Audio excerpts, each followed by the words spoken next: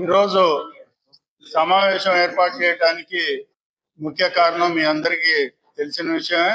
ఇప్పుడు మా జిల్లా కాంగ్రెస్ అధ్యక్షులు కానీ మాజీ జిల్లా కాంగ్రెస్ అధ్యక్షులు కానీ చెప్పడం జరిగింది. మరి వారేదో అభివృద్ధి చేశారు. ఇంతకుముందు ఇక్కడ గతంలో శాసనసభ్యుడు చేసిన పువ్వాడ అజయ్ కుమార్ గారు, మాజీ మంత్రి గారు ఏదో అభివృద్ధి చేశారు. అది తుమ్మల నాగేశ్వరరావు గారు అభివృద్ధి నేనే చేశానని చెప్పుకుంటానంటాం సిగ్గుచేటు. ఎందుకంటే ఆయన 40 సంవత్సరాలు ఈయన రాజకీయాల్లో రాకముందు ఈయన పిల్లగాడు ఉన్నప్పుడే ఆయన మంత్రిగా ఉన్నాడు.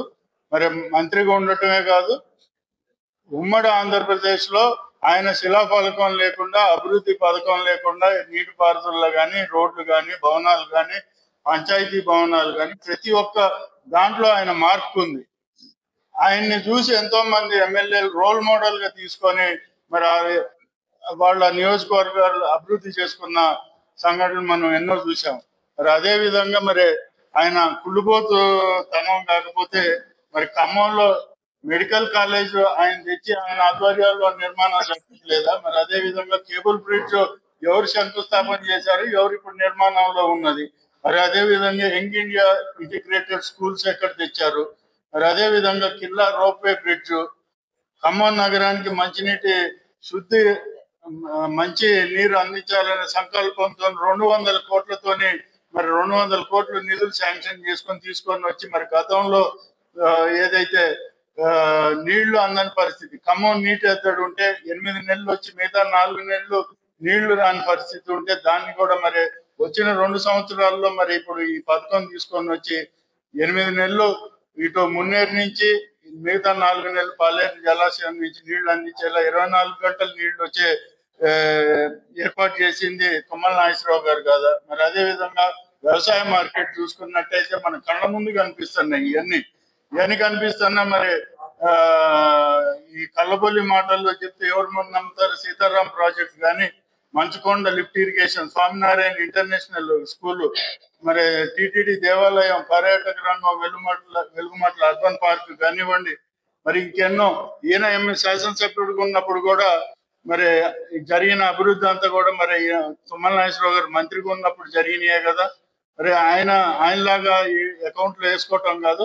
మొన్నేదో ఒక దగ్గర ఈ సమావేశంలో విన్న భయభ్రాంతులు చేసి బెదిరించి ప్రలోభాలకు గురి చేసి వాళ్ళు సర్పంచ్ను లాక్కుంటే మేము రోడ్డు మీకు వస్తాం అంటారు. ఇంతకంటే హాస్యాస్పదం లేదు. ఆయనకి మించిన అరాచకాలు చేయడానికి వాళ్ళ కుటుంబం కేర్ ఆఫ్ అడ్రస్.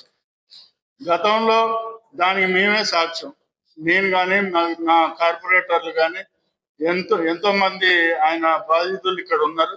దానివల్లనే కదా ఇప్పుడు లాస్ట్ టైం ప్రజలందరూ ఎదురు తిరిగి వేసింది. ఇప్పుడు తుమ్మల నాగేశ్వరరావు గారి నినాదం ఒకటే ఎలక్షన్ ముందర, ప్రశాంతమైన వాతావరణం, ఎవరు బతుకు వారు బతకాల, ఏదున్నా మనోడైనా బయటోడైనా అరాచకం చేస్తే వాళ్ళకి శిక్షించాల్సిందే అని ఒక నినాదంతో వచ్చిండు. దాని ప్రకారమే ప్రజలందరూ ఓటేశారు. ఆయన్ని అత్యధిక మెజారిటీ, అసలు ఖమ్మం నియోజకవర్గంలో ఎప్పుడూ లేని మెజారిటీతో 50,000 పైచీలతో గెలిపించారు.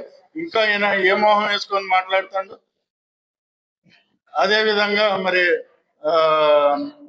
రఘునాథపాలెం మండలంలో మౌలిక వసతులు, రోడ్లు, మరి ఇతరత్ర ఎన్నో సౌకర్యాలు. ఇప్పుడు రఘునాథపాలెం చూసినట్టయితే అక్కడ ఒక మెడికల్ కాలేజ్, ఇంటిగ్రేటెడ్ స్కూల్స్ కానివ్వండి, మెడికల్ కాలేజ్ కానివ్వండి, ఆ మండలానికి దిశపోయి తిరుగులేని అభివృద్ధి చేసి అక్కడ మరి అదే విధంగా నీటి ఎద్దడి, గతంలో అక్కడ నీరు లేని బోర్లు ఎండిపోయే పరిస్థితి ఉంటే ఇప్పుడు ఎత్తిపోతల పథకం ద్వారా నీరు వచ్చాక అక్కడ సస్యశ్యామలం అయ్యే పరిస్థితి ఉంది. అక్కడ నీటి ఎద్దడి లేని పరిస్థితి ఉంది. ఇవన్నీ అభివృద్ధి కాదా అని ఆయన్ని అడుగుతూ, మరి ఇకనైనా ఇట్లాంటి అబద్ధాలు ఆడితే ఏదో ఓట్లు రాలితే, లేకపోతే నేను కూడా ఉన్నా ఇంకా రాజకీయాల్లో చెప్పుకోవటానికే ఇవన్నీ చేస్తానని ఈ సందర్భంగా మీకు తెలియజేస్తున్నా.